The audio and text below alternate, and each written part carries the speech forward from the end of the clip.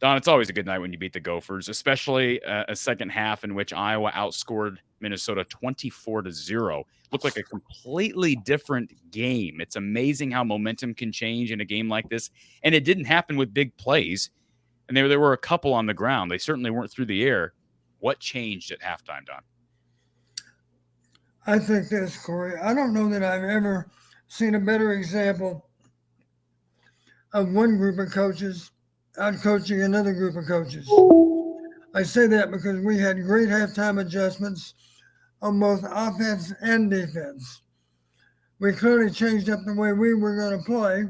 We did a great job of forcing the issue in the second half. And a couple of my last entries, we did not flinch, but they did. That was when we went ahead 31-14. As you know, 17-point lead, that's the magic number, really. Requires 3 scores. We scored on all 4 of our second half possessions in a row, the first 4, I should say. And then I made another entry, and I bet you'll agree. I couldn't help but notice PJ had no answers. I don't think PJ said a word to anyone for the last quarter. You know what? What's funny is I don't like that NBC crew. I'll just admit that. I have nothing against some of the people. Like, I have nothing against Michael Robinson. I think he's really good at his job. And frankly, the guy, what's the guy's name? Todd Blackledge, is that his name? Right. He's fine. I think their rules guy is kind of lousy compared to the other rules guys in different networks. Frankly, I like the guy from the CW last night more than I like the guy for NBC. But Don, I didn't think they showed PJ more than once or twice in that second half, and the camera was all over him in the first. Right.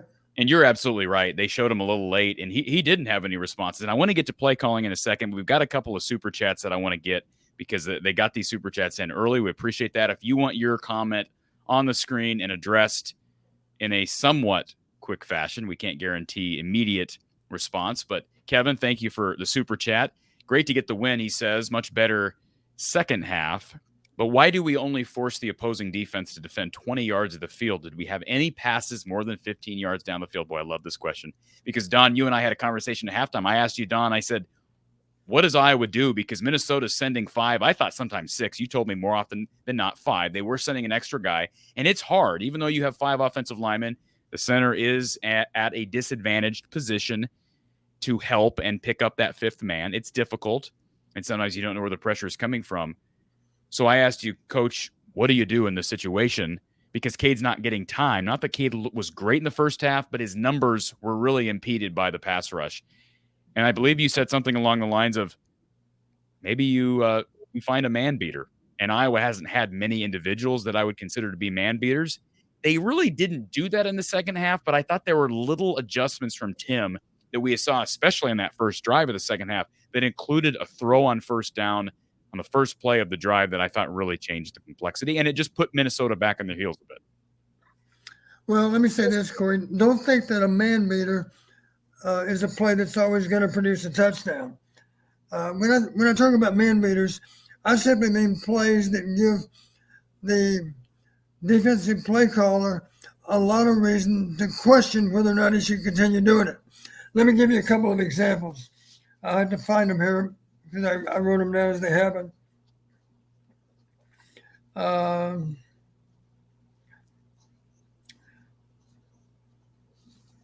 Maybe they're a little further back. Let me find it. Bear with me. Minnesota plays man free. Here's a good example. 3rd and 6 on the -31. Probably still in the third quarter. Minnesota plays man free. We throw an inside fade to RVZ. Great example. Plus 18. Great That's example. a man beater. Why is that a man beater? Because we got an inside receiver that's running a fade route versus a safety. Not a corner, but a safety. It's a better matchup. Cade put the ball up nice and high. Our guy played the ball. Their guy didn't, right? And an undersized safety, right? A guy who's disadvantaged from a height position. Sure. Perspective. So you look for mismatch, and that was a mismatch, at least in terms of height. That's a good example. Here's another good example. It gets away from the passing game, but just give you an idea of what I'm talking about. I don't believe we ran our counter a single time in the first half. That was a 40-yard touchdown. Our counter, we pulled the guard and the tight end. Remember that? Yeah. Not in the first half we didn't. Second half we did. One thing we did not get away from, we came back to it more than once, is naked. We ran naked into the boundary for a nice gainer. And it wasn't the simple front side naked. It was the tight end who's a wing back on the other side of the formation, coming all the way underneath. It's a very deceptive play. Obviously, he might get dropped in coverage, right? Because he lined up on the other side of the ball. That's just a few of the examples. Good job by Winston on the reverse. That was a good call. We did a lot of things to keep him on balance. 100 on the 9, first and goal at the 9-yard line. We faked a fly sweep and went Q sweep for 4 yards. That made me nervous. That play made me a little nervous. Yeah, the ball was up floating in the air a little too long, but thankfully we just did a nice job of filling the ball, and we were okay. So, Don, how would you address this statement from this question from Kevin about forcing the defense to defend more than 20 yards of the field? Do you still feel like there's a need to figure out a way to push the ball downfield, even if it doesn't always result in completions? Absolutely. And I realize some of our guys are not very capable of scaring a team deep downfield. But there are other ways to do it. It's not always just based on speed. I will go on record as saying I think Caleb Brown can scare people down the field. I think Winston can scare people down the field too. Both those guys run well enough. And beyond that, it doesn't have to always be a fast guy to scare people over the top. A simple double cut with a great route runner does it. We had guys like Billy Havel and Scott Helverson way back in the 80s. They weren't that fast, but after you started to wear teams out with underneath cuts, sometimes those guys went over the top simply because they were such good route runners. You know, that they bit on the short route and they were beaten deep by a guy that's not that fast, but he understood how to run routes. It wasn't just a simple thing to do. You also made a point of flashing your hands. As you broke on an out route, you flashed your hands in anticipation of the ball. There wasn't going to be a ball coming, but he doesn't know that. If you flash your hands, he'll turn and look for the ball, at which point you got him beat over the top. Little stuff like that. It does add up. Thank you, Kevin, for the super chat. Do appreciate that. Brian adds with the super chat. Thank you, Brian. KJ and O-line improved the running capability yet again. Huge props to Cade for being out front on Caleb's touchdown, cheering on Sully for his reps. I believe in our defense to keep improving. Don, let's real quickly before we get to our next caller, can we talk a little bit about that play? Because the average football fan sees and they see a lot of linemen going right and basically Terrell Washington, Cade McNamara going left. And maybe the thing that went unnoticed is how good of a job Jacob Gill was doing down that left side of the field and holding his man up, created the touchdown on third down, big third down too, from Caleb Johnson. Talk about that play. Well, the bottom line, misdirection needs to be part of your offense. And the ways everyone thinks about, they always think about a reverse or some kind of counter play maybe, but there are other ways to run misdirection too. I know it sounds silly, but we had a play years ago, and we simply told Ronnie Harmon, Ronnie, go ahead and start right, and everybody's going to block like it's going right, except we want you to remember, you do such a good job of putting your foot in the ground and changing direction, it's just a built-in reverse. You're the only guy that's going to show reverse. Nobody else. We're going to block it to the right, but we're telling you now, we want you to put your foot in the ground and run away from the blocking scheme. And teams that pursue really hard to the ball, that's a good way to beat them. And that's what happened on that very play. Did you feel like, because this is from my perspective, that drive, first drive of the second half, was the best called drive Tim has had so far here? Is that? I think so. There's so many of them. There are more than a few. Let me see if I can just run through some of them. We were lucky. Outside's over 17. Late hit puts us on the plus 15. That was a short drive to tie it up. Here's a good one. Second and 10 on the plus 15. Will right to Estringa for a questionable catch. They end up ruling no catch, but it looked like it. By the way, it looked like again. Cade threw it. One reason Cade threw it, Estringa was playing the ball. Their defender had his back turned. Good throw. It's a time to. The guy might as well scream out, why don't you go ahead and throw it my way, because I don't even know the ball's coming. The ball went right over his ears, and with a little bit of luck, we'd have had a catch taking us down to the 1 yard line. Third down and 10 on the plus 15. We cross them up with the K. Johnson TD run. That's the play you're talking about, where we started right, put on our brakes, came back left. We're blocking back like always. When Washington blocked back, the edge guy thought, I'm gonna defeat Washington. You might recall Washington got outweighed probably by 30 pounds. Washington got knocked on his butt to some degree, but that defender fought across Washington's face because he was convinced the ball was up inside of Washington's block. But in fact, the ball went wider than that, didn't it? And there were two people out wider than Washington's block. It was number 12 and number 2. They were the only two. Let's go to our Iowa Smokehouse call-in line. Thank you for calling Iowa Postgame with Coach Don Patterson. Who's on the line? Let's go to our Iowa Smokehouse call-in line. Thank you. Hello, you're on the air. Hey, can you hear me? We got you. Hey, Corey, this is Randy here, Texas. Hey, Randy. How you doing? Again, I just love this show. It just keeps everybody outside the area of Iowa up to date with everything going on. So it's a must watch for us. 2 questions. When Kirk Ferentz, sat out that game, and maybe it was somewhere along the line, but why wasn't Phil Parker the head coach, for that game? I just assumed that, well, he'd be the guy. All I can say is Seth Wallace is the assistant head coach, Don, and he's making $1 million a year, not much less than Phil is. Phil's got a whole side of the football to worry about in the defense, and Seth has a group in the linebackers that are pretty self-sufficient, and he assists Phil with the defense. But Don, can you give a response to Randy on that question? I have reason to believe that, and no surprise to anybody that follows Iowa football, Seth has been a big part of our defense. Of course, what Phil Parker knows, I think it's safe to say Seth has observed Phil and learned from Phil.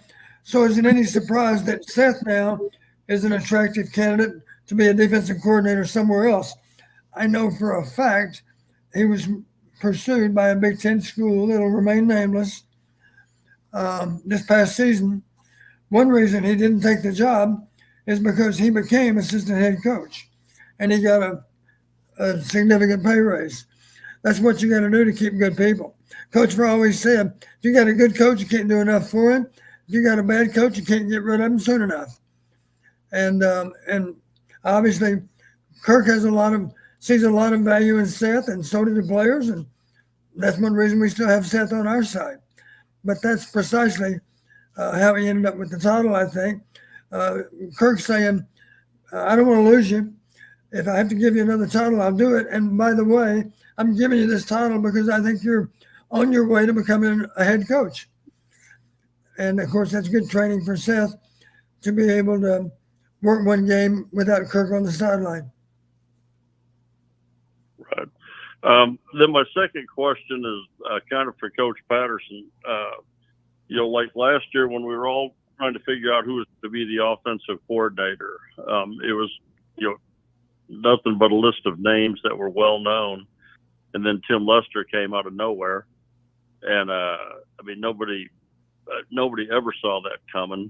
And of course, Coach was able to get on the phone and, get some background and stuff on the guy. And obviously, I think the guy's excellent. I think, he's just doing a great job. And that's got to be a tough position to come into just because of, Brian Ferentz. And that was probably, a hard thing for Kirk. So, I guess it would take a certain personality, to come in and, do your job and still be respectful of Brian's, position there. But then also going back, asking Coach Patterson, when you bring coaches in, and they could be really, really talented what they do, but if they don't get along with anybody else or they make it, how important is it the coaching staff all works together and there's cohesiveness and there's not somebody rubbing somebody the wrong way the whole time? And with that, I'll just let Coach answer that for you. I love your show. Thank you for the call, Randy. We do appreciate your calls always. One word answer, I think it's critical. if I had to use one word, it would be the word critical. We tell the players, and the coaches are the same way. We tell the players, this is not about you. It's not about anybody in this group.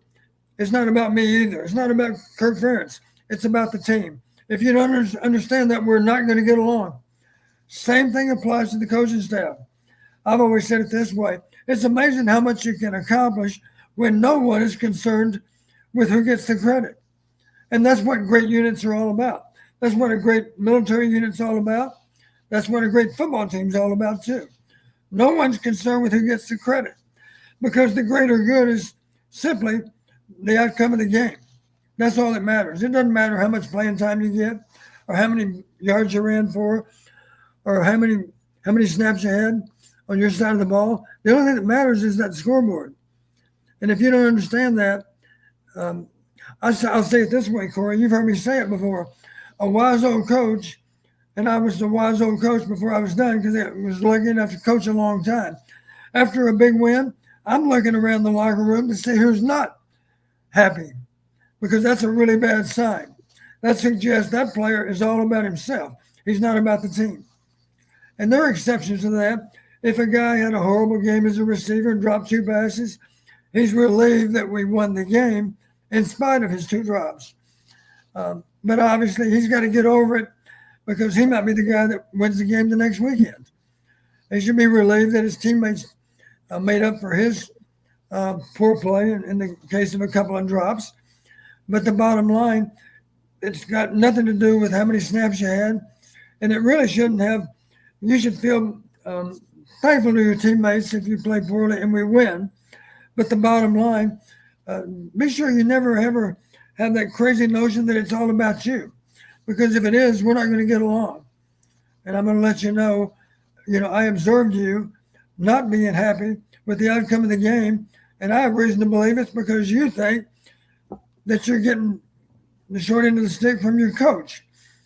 And if you think that way, you're wrong. That's how I feel. Coaches are paid to make great decisions. You've heard me say, Corey, in my way of thinking, some of the very best ADs I ever knew were former coaches. Why? Because coaches have to make hard decisions. Coaches have to let coaches go.